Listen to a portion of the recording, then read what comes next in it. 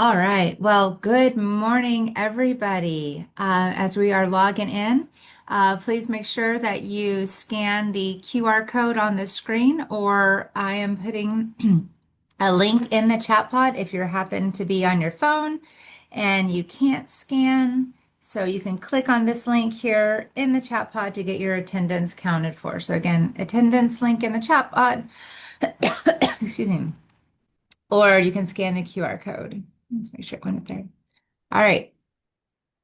So, good morning and welcome to the Employability Skills Series, where we explore the top skills employers are looking for in candidates.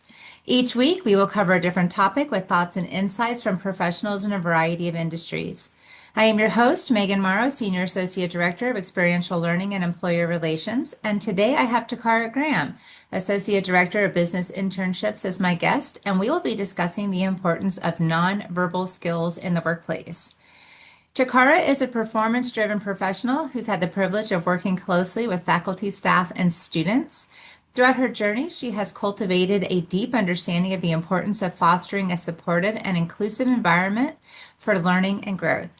She's been actively involved in academic advising, career coaching, program coordination, instruction, and instructional design for over 12 years. I think we need to update that. I think it's 15 years now. I know. You silly.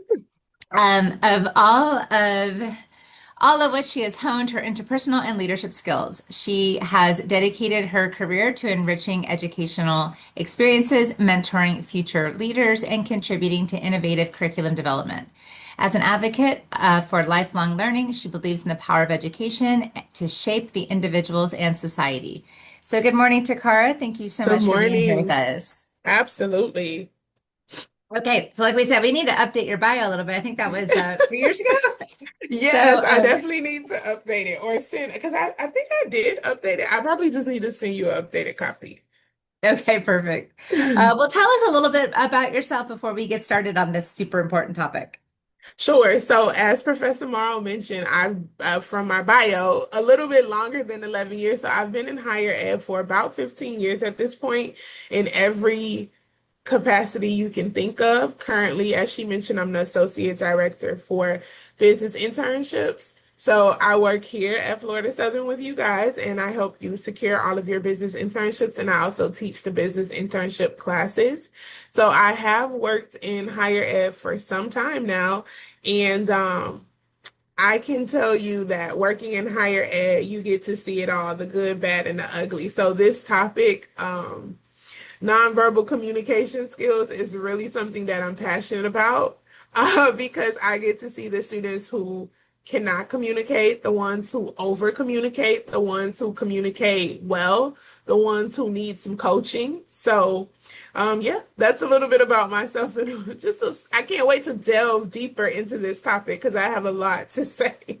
I bet you do. I know we were just talking about this in our team meeting yesterday. So this is like it's perfect Hmm. because I know this is on the forefront of your and my mind.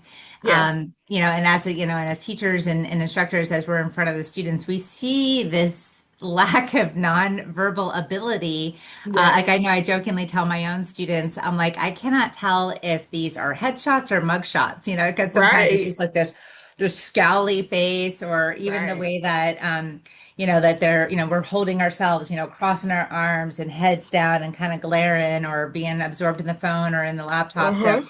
this is an excellent topic. So let's dive right on in, Takara.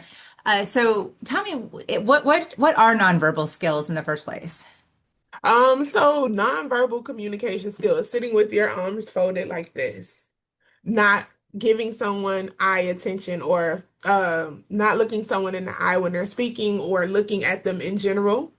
Nonverbal communication could be when you're looking down at your phone or your face looks away, you're closing your eyes, your body language is closed off. So not just folding your arms, but maybe slouching in your chair, holding your arm like this.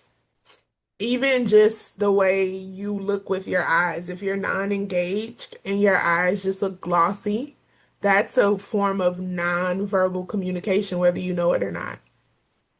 Very true. Very true. And the tone too. Yeah. Oh, yeah. How could I forget about that? Tone, right? Well, Tone is yeah, like there's number one. yeah, there's a lot to talk about here.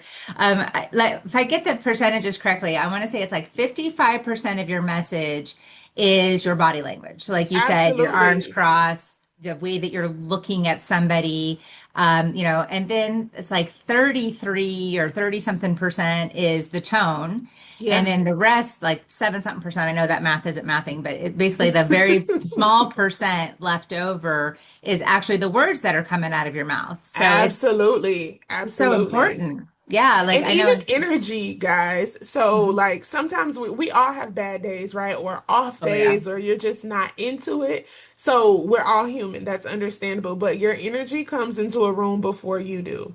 So, if you know that you're meeting with someone or you have an interview, try to do things that put you in a good spirit so that you come into the room as a light. Not every day is going to be a great day, but it's almost fake it until you make it. And then whatever you're dealing with that's heavy, once you leave wherever you are, where you have to show up in your best form, you can resume back to whatever that melancholy mood is. But even if you're going to class, like I said, not every day is going to be a great day, but try to show up with good energy because that leads before you even open your mouth with tone, before someone can read your body language. 100%. Yeah, and there's a lot that's in the face too. And I Mm-hmm. think that, and this is not to pick on anybody, guys, that's on the call. We understand that you're not necessarily, doing this on purpose or whatnot, but you have to realize that even just the way that you are, Yep. staring at somebody like this, it's like, Mm-hmm. you can't like that doesn't that will not work well in the professional world. Absolutely. Absolutely. Yeah, because I can tell you, like, if we walked into a team meeting and our boss was sitting there doing this to us, we would all be like, whoa, Right. Like, who's is in something wrong? trouble? What do we Right. do? Like, what's Yeah. going on here? Right, exactly. Yeah, so a lot of it's in the face, a lot of Mm-hmm. it's in your body language. I know, like, Mm-hmm. when you're confident, we were just saying this too the other day, when you look good, you feel good, Feel good. you act Absolutely. good. So Mm-hmm. when you're kind of closing in on yourself, Yep. when you're like holding yourself, like these are kind of low power positions to like hold your neck Mm-hmm. or to close in on yourself. You don't want to always be like way out like this either. Yeah. But, shoulders back, head up, Right. eye contact, smiling. Absolutely. Mm-hmm. Yeah, that's all part of that energy you were just talking about. So, Mm-hmm. what could a student do if, say they are just really having a bad day and they kind of can't like, it's all over their body, all over their face. What would you recommend? Or what kind of advice would you give someone to try to help them kind of power through that and give off better energy?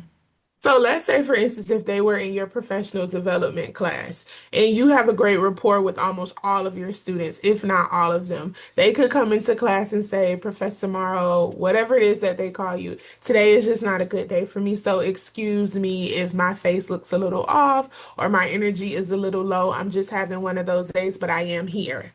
So you are letting your professor know, like, I am going to be attentive, but I'm a little bit off.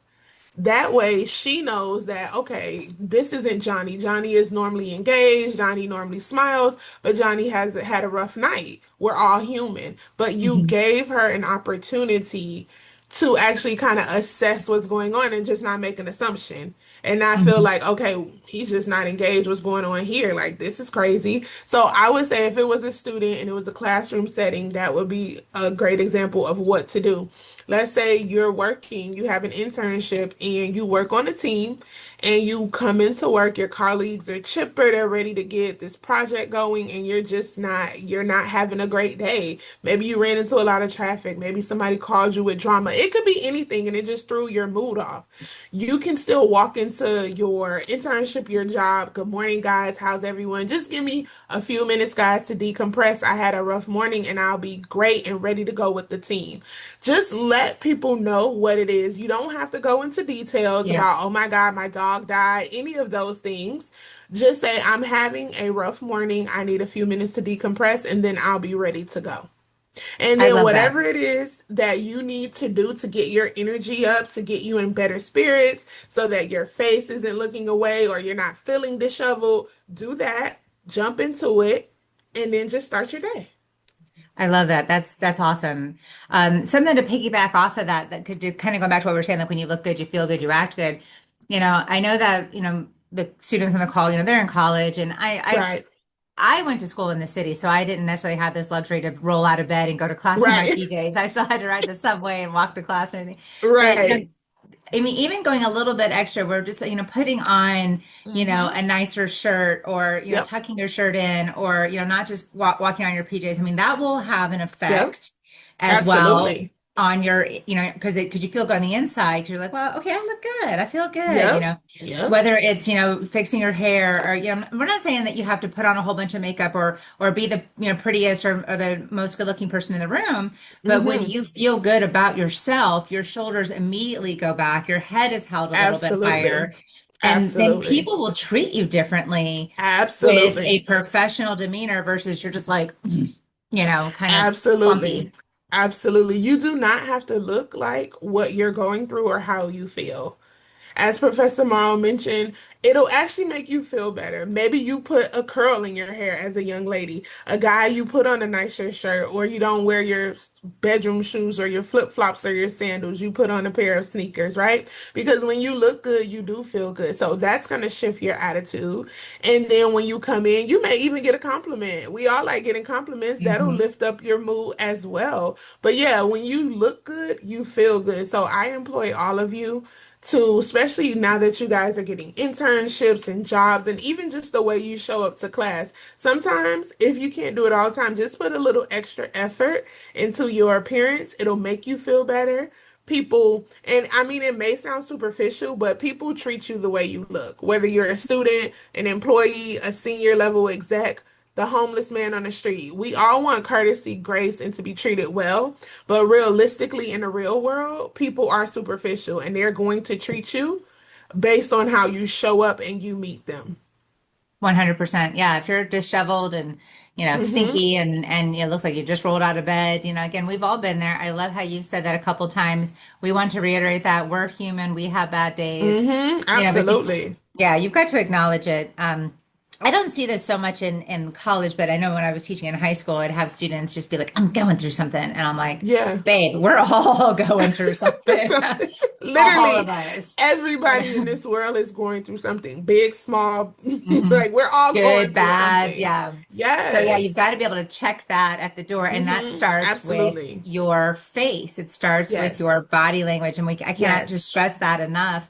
That there's that glowering and that scowling, and just like Yeah. the, oh well, this is just my face. Okay, let me put this back on you. If somebody said that to you, well, this is just who I am, as they say derogatory or mean comments to you, and they go, oh, this is just who I am. You're supposed to just accept that, you know? No, you wouldn't. Right. Just so, like, I'm not supposed to just accept, well, this is just my face, or Hmm. this is just, it's too early for me. Well, then don't schedule 8 a.m. classes, you Exactly. know? Because I'm not a morning person, but I still show up. I show up pleasant and I show up ready to work. Absolutely. You have to, because that's the Yeah. professional life. And unless you're going to own your own business and work completely for yourself, which again is 100% an option. But, Hmm. more than likely, especially when you first get started, you are going to work on a team. You are going to have to go to work. And most days are 8 to 5. Yeah. You're going to have to Yep. get over that, right? Yeah. Hmm. Whether you're a morning person or not, you're going to have to deal with it unless you get a Right. shift job, or you work for, you have a different, or, start time, or you work for yourself. And So, even working for yourself, you're going to deal with people. You're going to have to show up mhm. because being an entrepreneur is a 24/7 job. And that's really when you have to put your best foot forward. The best energy, the best facial expressions, everything nonverbal will be conveyed when you're an entrepreneur. Oh gosh, yeah, you're representing your own brand. Um, Absolutely. but I'd like to tell the students on the call, the ones that are going to be listening to the recording too. So, I've said this in class, and I know that you convey this whenever you're talking to students as well. Like we do have a lot of employers that come to us, and they want us to help them find students for their internships and jobs, just like our students come to us for the same thing. Um, Absolutely. but we have to think about how that student is going to represent Florida Southern and represent our name. So if I'm putting my Yes. name behind a student to say, hey, I think this person would be a great fit, or hey, I'm going to back this student, then I have to know that you're going to represent yourself, represent Florida Southern, and represent my name well. And Yeah. again, these nonverbals, if I put my name on, behind you, and I'm sending you off to this employer who I have a great relationship with, and then you're coming in crazy looking, Hmm. angry, unapproachable, Yep. it's not, that's hard for us to back and to support, when we're saying like that's how you're representing in class. That's the only thing I have to go on. That's how you're going to represent on the job. These are things that you guys have to be thinking about at all times. The way that you're Absolutely. outward, what you're putting out there is what people are taking in as they make assumptions about you. Absolutely. And I'll mention too, just to piggyback off of that, if we were to refer you to an employer for an opportunity, please, please, please put your phone away. That is a really big issue with nonverbal communication because you constantly being on your phone looking down. Let's say we have referred you to an internship for auto owners and you're waiting in the lobby to speak with Greg Shell, who's going to interview you about a position, and you're on your phone while you're waiting. You don't even realize that he comes out to greet you. That's a form of nonverbal communication that you're not interested, you're not prepared. Yes, you may be waiting and you may pick up your phone for a bit, but don't constantly be on it. Don't have a TikTok playing extremely loud. Don't watch something on Instagram. Don't text. I don't want to see your fingers moving a mile a minute. Like those are all nonverbal cues that are not welcoming in certain settings. So I would say put your phone away, make sure it's on silent or vibrate. Not even vibrate, because having it vibrate is an issue too, but on Yes. silent. Because when you're constantly looking at your phone, that just shows someone that you have no interest about where you're at, what you're doing, what's going on, because you're more interested in what's going on your phone. No, that's so true. The phone is very distracting. And we all do it, I know as a Yeah, mom, absolutely. I keep my phone near me just in case one of my kids needs me. I know you do the Hmm. same, but we also, Absolutely. but we also have that professionalism, like when we're in a meeting, when we're working, like when I'm with students, I guarantee you guys, if you book appointment with me or with Professor Graham, you want our undivided attention. You don't want us Hmm. pausing and texting and taking phone calls and answering emails while we're sitting there giving, you've booked a time with us. That's the same thing when you come to class. It's the same thing when Absolutely. you go to work. That's that employer's time. That's that professor's time. You need to be engaged. And to piggyback off of that too, we're doing a lot of piggybacking today. We're gonna circle back around to that. Right, circle I back had around. to do that for mom. Tell mom I gave her a shout out in the I call. will.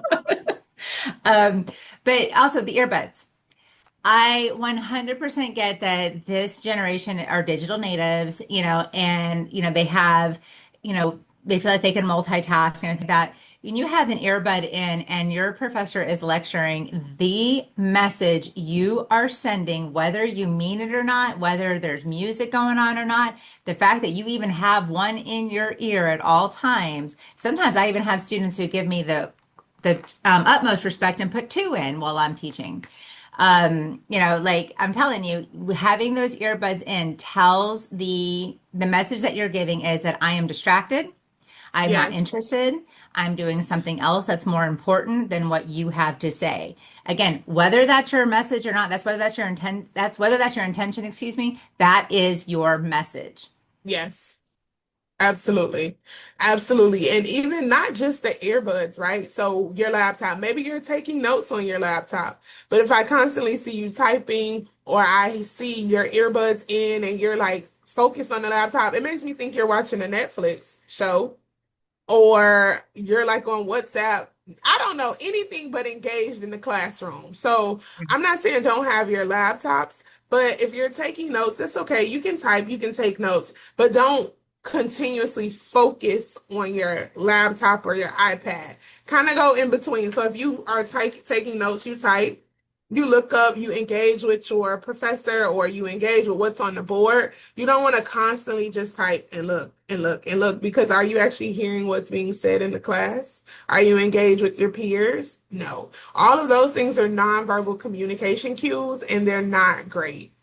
No, they're not great at all. And I can say from personal experience in class, I probably have one that happens in every single class that I teach in. You're talking, it's not just the laptops are up. I've got 3 and 4 people on either side, all scooching in, staring at one screen. Guys, Right. clearly you are watching something. Clearly you are Yes. engaged somewhere else. And it's like, it's kind of mind blowing. I kind of look back and I'm like, are you kidding me? Right. Like, It's disrespectful to your professor. It's disrespectful to yourselves, your parents, to the government, whoever is helping you pay for school. It's disrespectful to them and it's very much so. disrespectful to the professor. So imagine your parents are paying for you to come to school here and you're watching a Netflix show, you and your friends. In And if they class. happen to in class and they're like, so what happened in class today, Johnny? Did you engage with your professor? Did you talk to your peers? And you're like, oh, I don't know. Well, I'm feeling like I'm wasting my money and you're not Mhm. getting, what I'm sending you to school to learn. And then with your professor, professors have to create a syllabus. They have to create assignments. The information that they're talking to you guys about is stuff that they have to come up with, curriculum that is thought out. That is wasting their times and their resources when you're not giving them your undivided attention. Or if there's a guest speaker, or if your peers are presenting, you want to focus. You want to give them eye contact. You want to sit up straight. You want to engage. Those are all great nonverbal communication cues. Not on the iPad, not on the laptop, not typing, not looking on your phone, not tapping your earbud. Those are not good things to do. I'm glad that you kind of pointed those things out because I think, also too, I think that people do that. They don't even kind of realize they're doing. They've been doing it for so long. It's second Absolutely. nature, just kind of have one in, have an earbud in. You're like, oh, I can still hear you because because I'll look at my students look like, can you hear me? And they're like, yeah, Yeah, I can hear you. Yeah, but again, the message that you're sending is absolutely. you have nothing of value to say to me. I need to distract myself elsewhere because, Absolutely. and again, that may not be your intention, but that's the message. Because I'm trying to Hmm. think how, I mean, can you just imagine how it would go over in our team meeting if you and I were watching a movie while our boss was trying to give us updates and we were supposed to be engaged in a meeting? Like it It just would doesn't, not go over well. it doesn't, And you don't I'm have a not job. right. And right. And I'm not saying it doesn't happen. So I don't want you guys to think that Professor Morrow and I are perfect because it does happen. Like she mentioned, we both have children. So if I get a call from my child's school or a text from her, I'm looking at it, but also I'm looking at it quickly or I will excuse myself. So that Mhm. is something that I would recommend. If you do get an important phone call or text, get up and go to the restroom. Or if your professor is standing next to you, or a colleague, or you're in a team setting, excuse yourself and then go handle your matter. You don't want to just do that right in the midst of everything.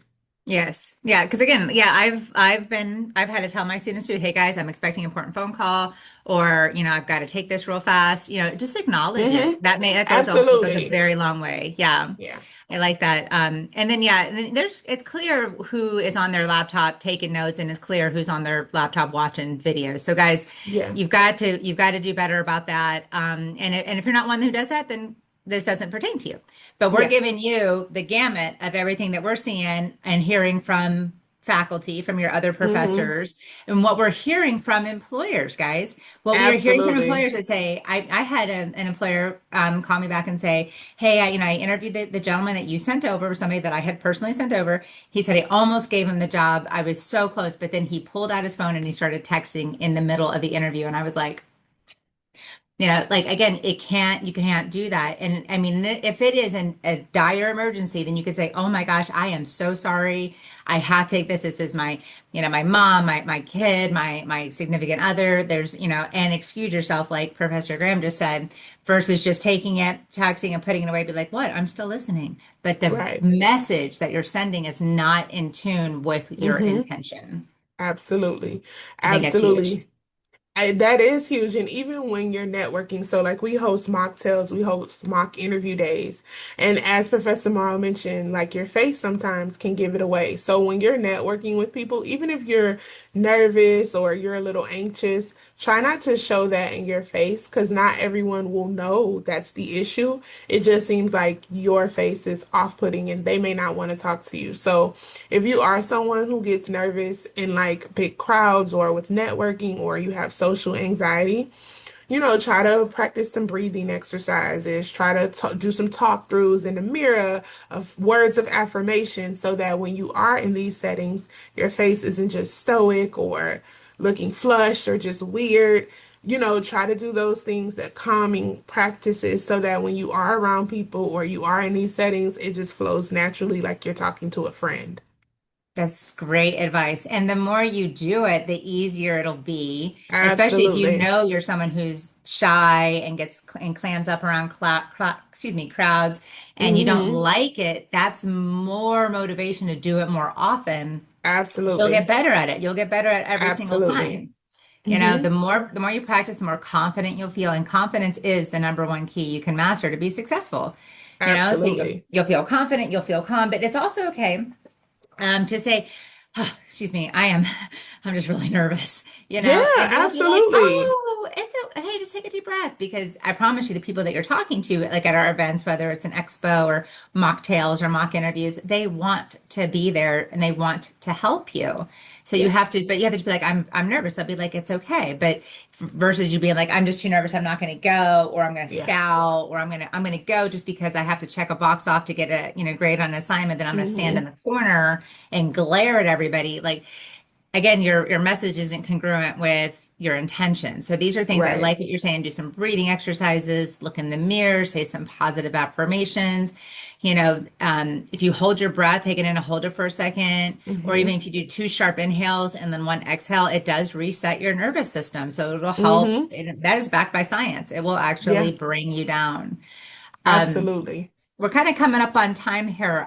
Do you have any parting words for our students about this super important topic that we could all, I mean, that we all, again, Mm-hmm. across the board, Absolutely. we all Absolutely. need to be on top of this?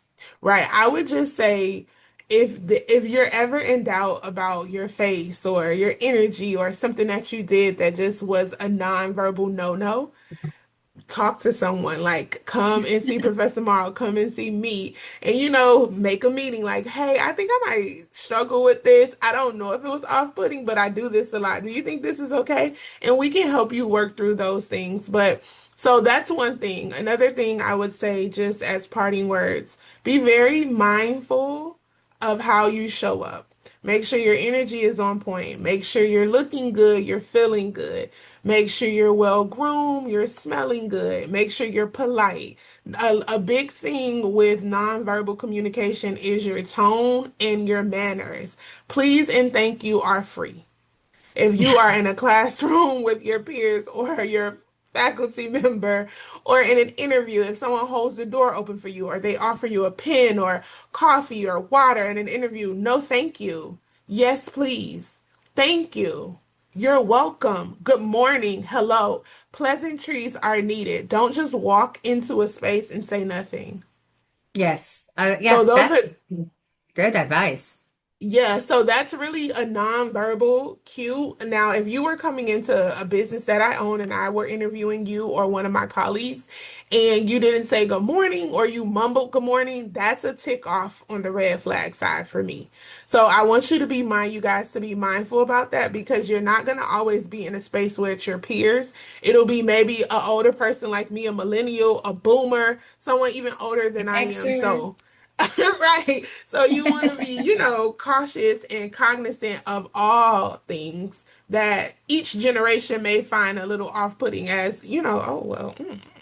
But so I will say that. And so yeah, just feel good and look good. Those are my key things. And then just watch the cell phone usage, the earbuds, the iPads, just electronics as a whole. Try to minimize those in certain settings like we mentioned. So like classrooms, interviews, office settings, team settings, unless that's once you get hired somewhere or you're interning or in your classroom, if that is the culture in that space and it has already been stated, then okay. But don't go into it thinking that. Like minimize the electronics. So that's what I would say. And if you guys are ever in doubt, feel free to make an appointment with me or Professor Morrow and we can put you on the right track. Very, yeah. And also, and walking across campus, guys, you got to Yep. look up from your phones because Yes. the mock mover drivers are like, yeah, these kids literally walk into Yep. the mock mover because you're Yeah. not looking. And it's kind of funny, but it's not funny because I mean, Yeah. you can't just like walk into the road and expect that you're Yeah. not going to eventually get Yeah. hit The by a cop whatever car. you're But looking at will be there once you get to your yes, destination. arrive alive is what they say. Yes. All Yes. right. Well, thank you so much for sharing your time and your thoughts on this, Takara. Absolutely. I know this is a very near and dear to both of our hearts and Yes. to people in leadership and management and stuff, So guys, let's work together. Yes. Just like Professor Graham said, pleases and thank yous are free. Putting your head up a street. You don't have to walk around like all the time. Right. That's kind of creepy. But, I mean, honestly, just like tell yourself, relax your face, put your Yeah. shoulders back, look up, and when your professor's talking, that encouraging head nod lets you know I'm engaged. Yeah. Get off the phones, get off the laptops, all those things. Yeah. All right, guys, thank you so much for sharing your morning with us. This was a great topic. If you have any Tim questions or want to Lord, follow up at just a all, little shout out to you. I see you popping in and out with your camera and you look really engaged. Your face is pleasant. You're smiling, so good job. all right, perfect. All right, guys, thanks so much. Have a wonderful Bye, day, and guys. we Have will a see great you next day. time. Bye. Bye.